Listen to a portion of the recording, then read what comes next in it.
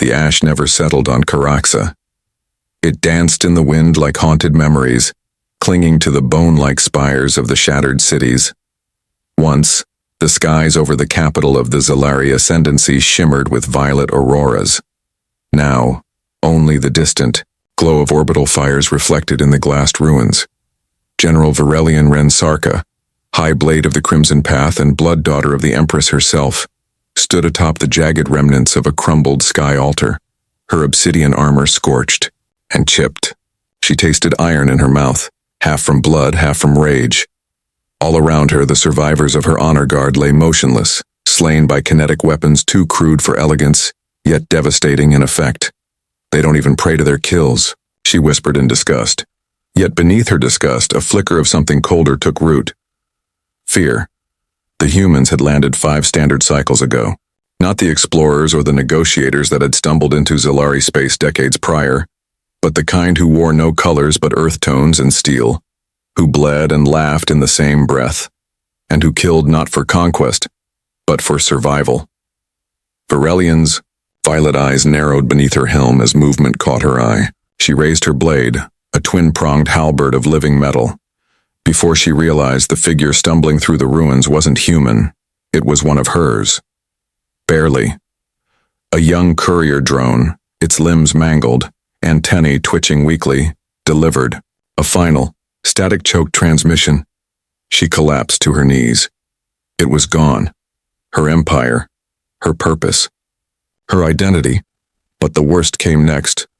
Would have expected you to be dead by now, Pointy. Varelian turned with a snarl, blade flashing up, but stopped cold. Not out of mercy, she had none, but confusion. The human stood arms wide, unarmed, wrapped in a tattered cloak that stank of ash, oil, and blood. His face was rough like hewn bark, with an expression halfway between a smirk and exhaustion. "Name's Brick's Talon," he said, as if they were at a trading post and not amidst the wreckage of her world. "General of what's left of the 17th Terran Shock Corps.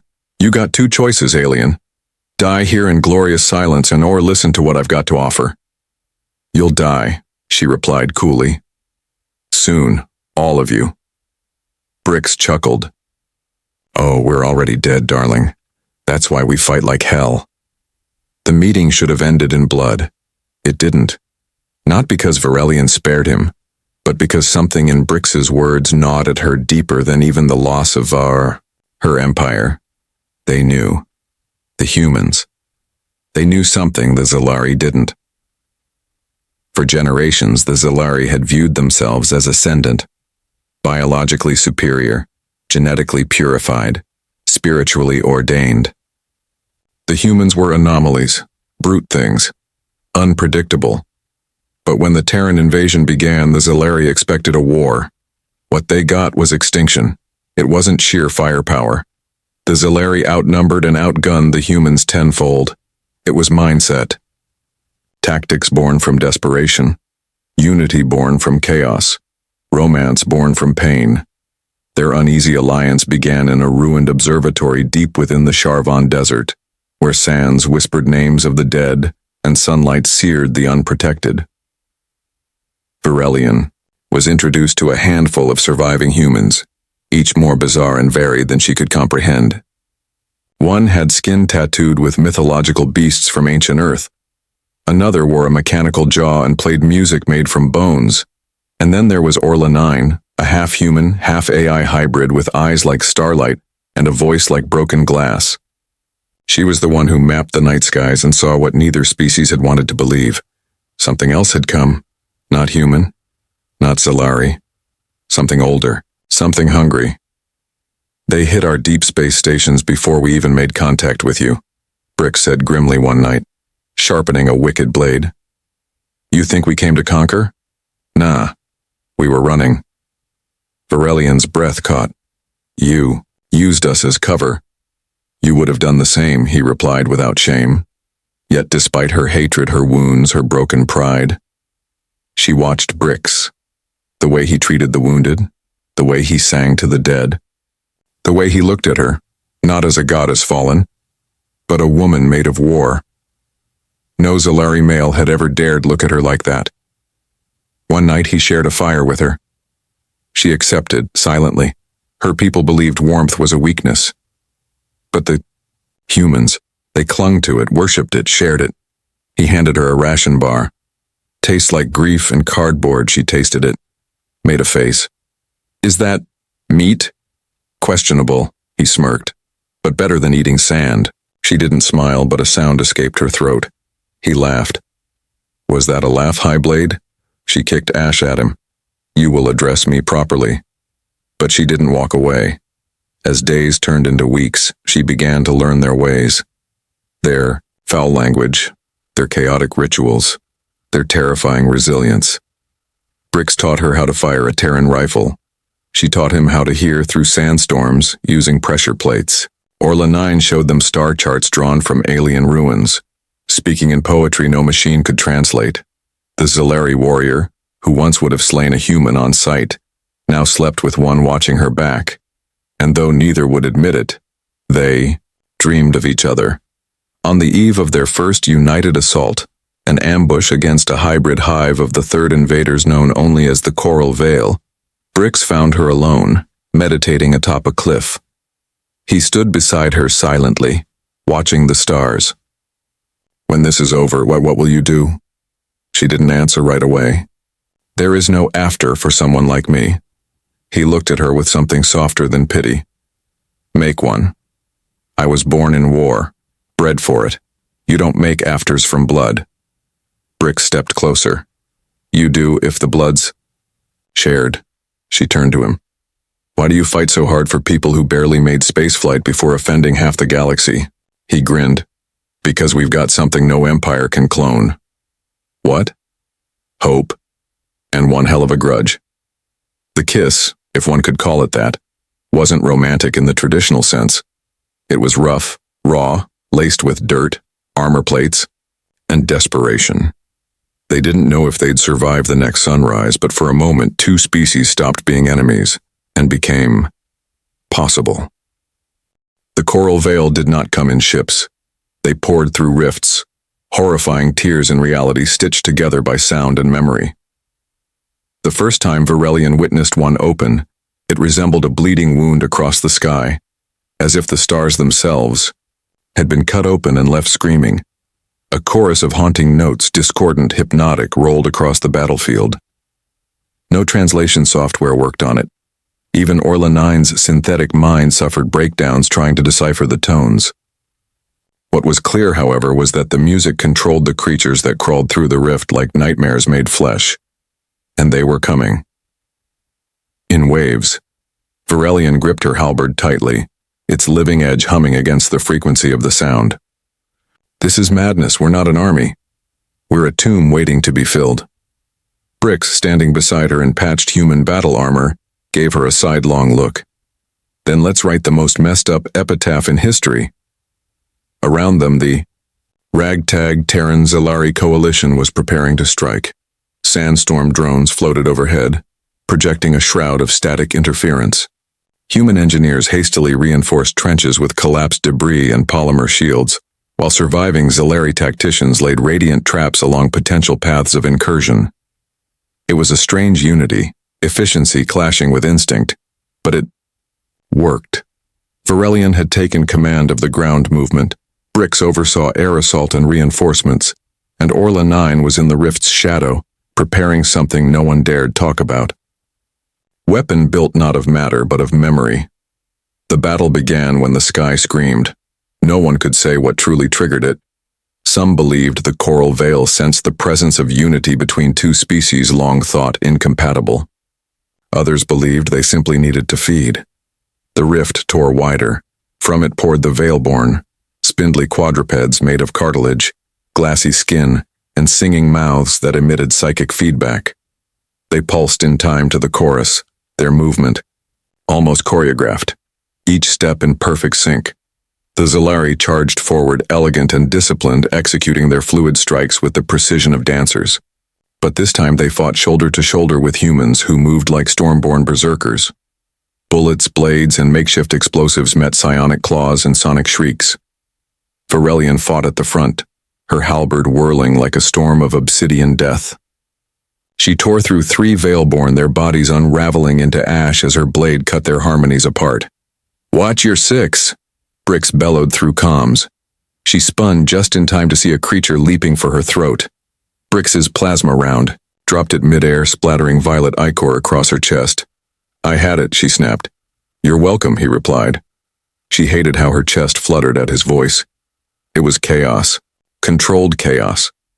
The Terrans adapted as they always did, setting fire to the terrain to disrupt enemy movement, using captured Veilbone to fashion resonance dampeners, even weaponizing their own screams by mimicking the invaders' frequency, patterns the Zalari learned. Quickly, they began using the humans' reckless cover fire to pull off deadly precision flanks. Even old rivalries melted in the furnace of survival, and still the rift pulsed wide and black. Orla 9's voice crackled over the comms. "It's ready. The seed is aligned. I just need one more push." Varelian understood what that meant. The memory weapon, a device that would unleash a psychic shockwave composed of recorded trauma, sacrifice, and emotional echoes, required proximity to the rift and a final offering. But not just any. A lived one. Orla couldn't do it. Neither could Brix. His mind was already fractured from an earlier Veil encounter, his dreams filled with alien choirs and burning Earth cities. So Varelian did something no Zalari had ever done before. She removed her helm and stepped into the light of the rift. The moment she crossed into the threshold, her senses bent. Sound bent. Light twisted into impossible geometries. She was inside something alive, and it recognized her. Memories swam forward unbidden. Her mother, the Empress, standing over her blooding ceremony, the first time she held a weapon, the betrayal of her own sister during the Ascension trials, the execution of a Terran prisoner she had once spared, only to realize too late the Council had lied about his crimes. The fall of Caraxa, the shattered cries of her people, the silence of the gods she once prayed to. She opened her mind and let it in. The Veil screamed in protest, its choir faltering as her raw memory flooded the psychic plane. It was not just trauma, it was identity, and no hive mind could consume that which was wholly individual. The rift pulsed, glowed, shook. Brix's voice roared over the comms. "Now! Orla, light it up." A second later, the memory weapon detonated. It was silent to the ears, but the Veilborn twisted, contorted, shrieked. Their harmonies turned discordant. They clawed at the sky as if trying to escape something only they could. Here, one by one, they collapsed into dust. The rift shuddered. Varelian awoke hours later, lying beside the now sealed breach. Her armor cracked, skin burned, lips dry. Brix was there, kneeling beside her, holding her hand, as if it had always belonged to his. "You didn't have to do that," he whispered. "I did," she croaked. "I would have taken your place." "I know," she said. "But it had to be. Me." And for the first time since the fall of her empire, she wept, not because she was broken, but because she had chosen to give something, freely, to someone not of her blood. That night, the survivors held a bonfire in the ruin field. Humans sang. Zalari recited war hymns. Someone played a Terran instrument, a stringed thing shaped like a bow, and for the first time the two races didn't stare at each other with suspicion. They shared warmth. Varelian sat beside Brix, watching the flames. He offered her his flask. She took it. Bitter, smoky, intoxicating. "What do we do now?" he asked. She looked to the stars. "Build something worth dying for."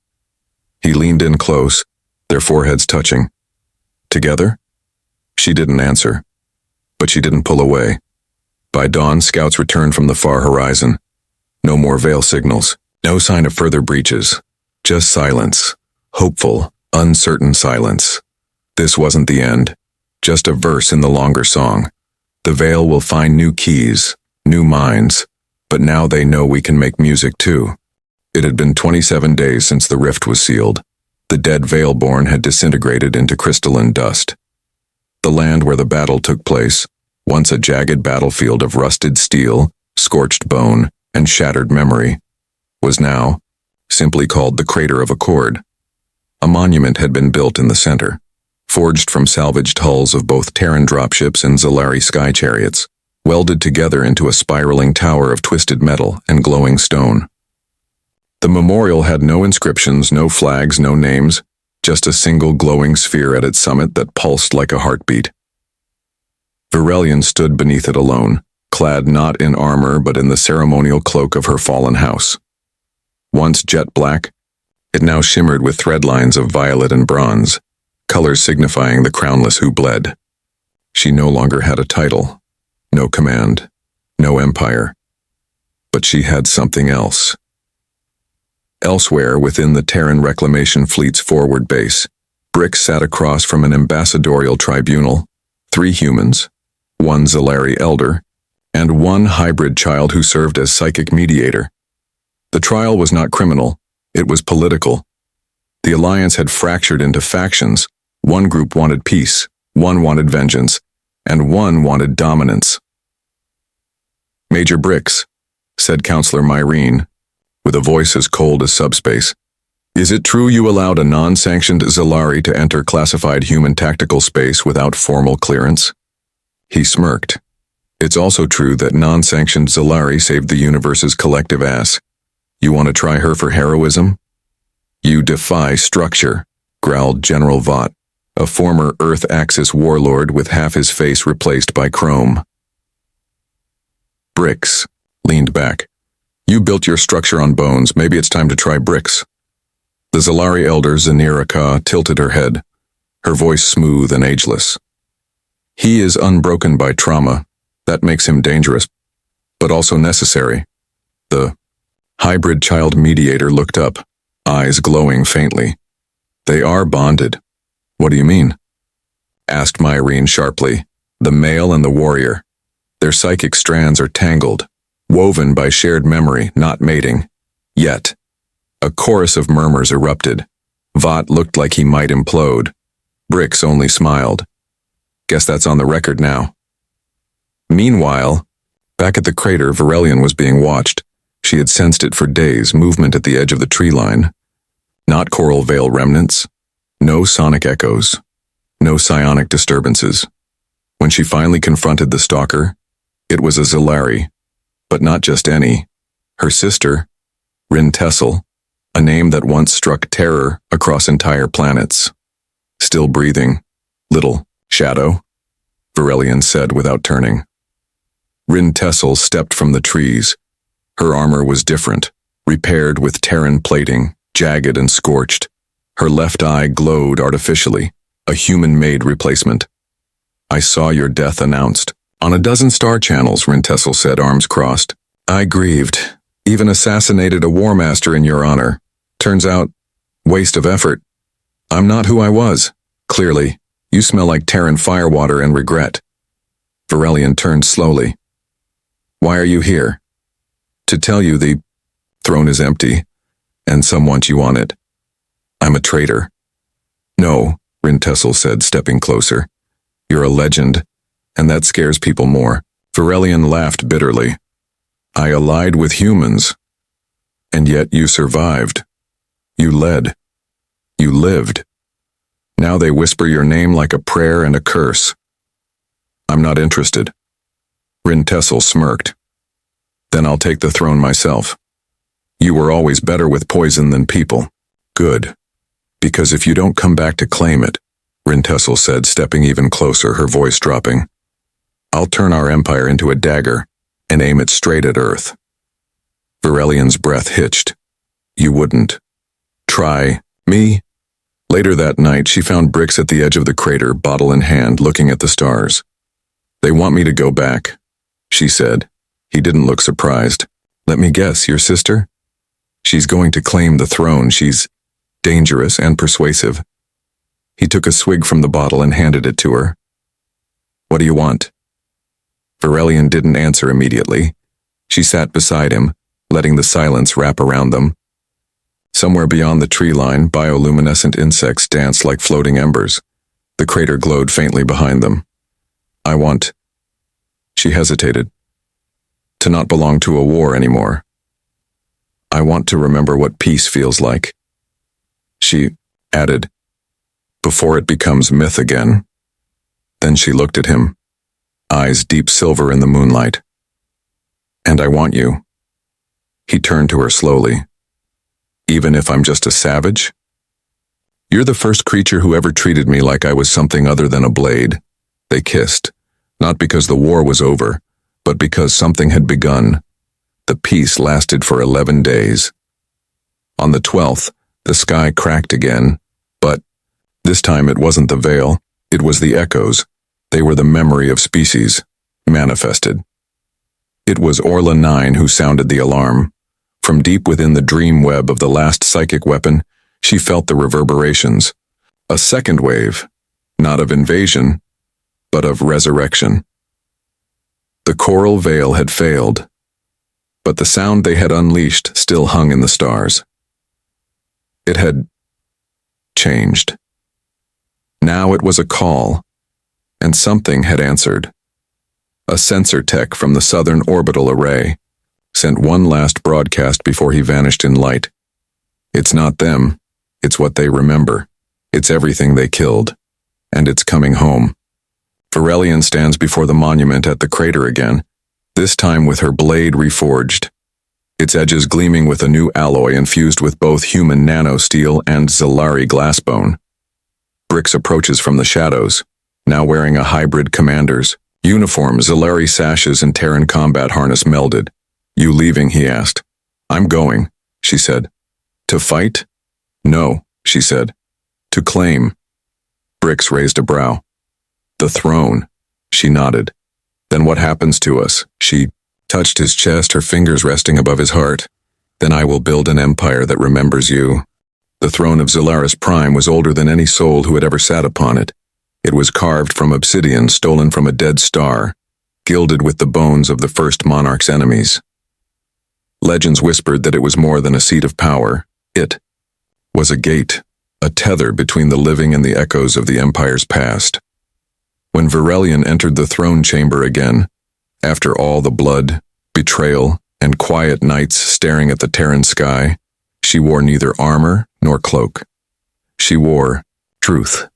Thousands of Zilari gathered in silence, their bodies casting mirrored reflections across the crystalline halls. Her arrival was like gravity. The entire chamber pulled inward toward her. Rin Tessel stood at the foot of the throne, already half-crowned, her expression smug and sharp.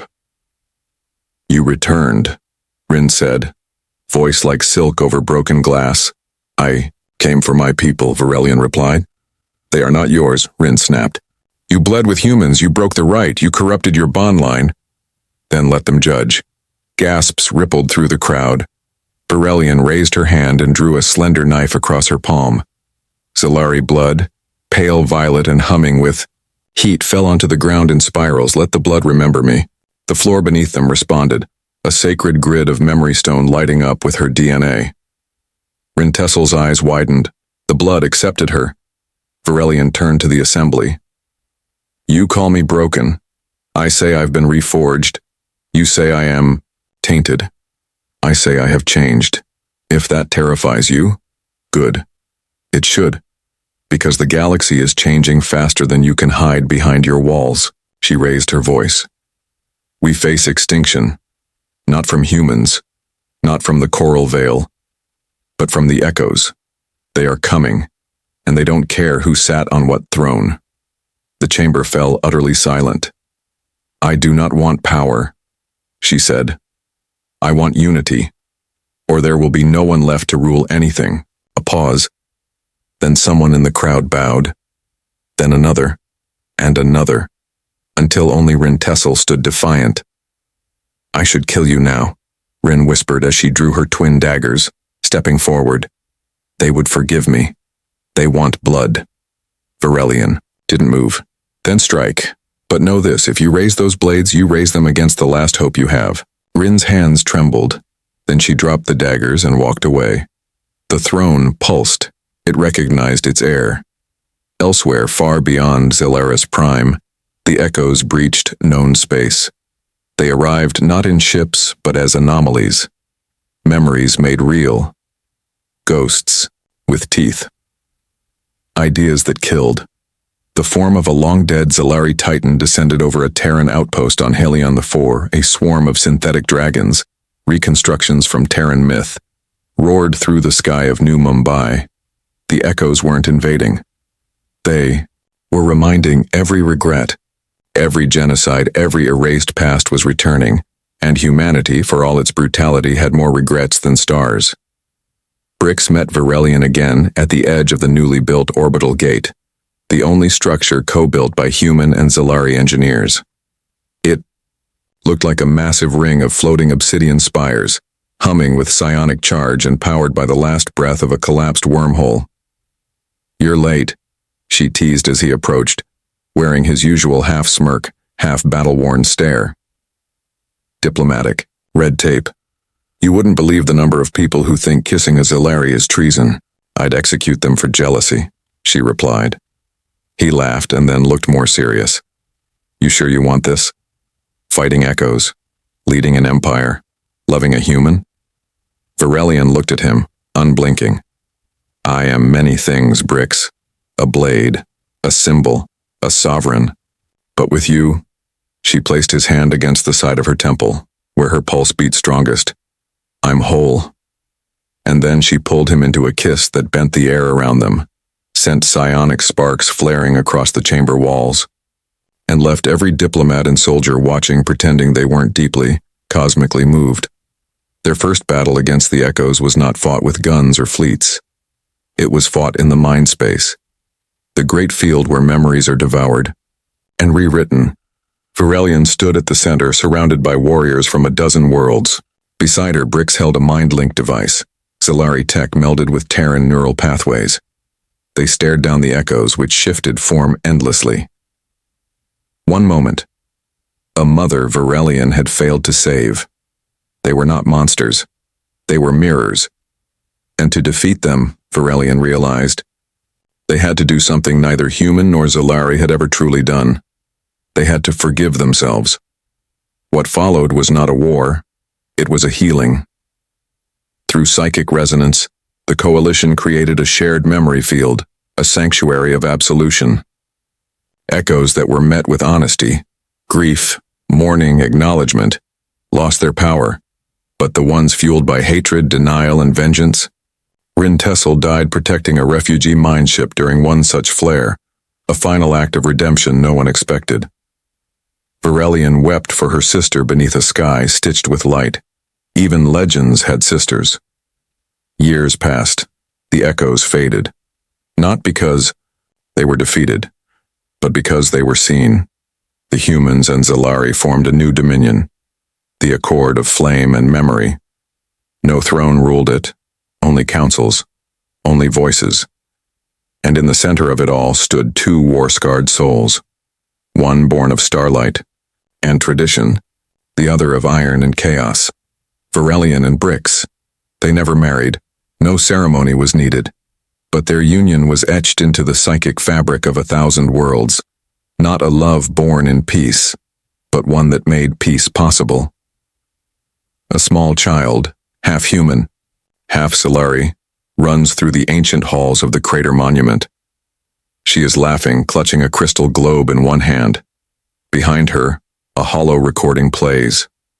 A voice, Varelian's voice, tells the story of how the stars were almost silenced, and how love, unlikely and impossible, became the most powerful memory of all.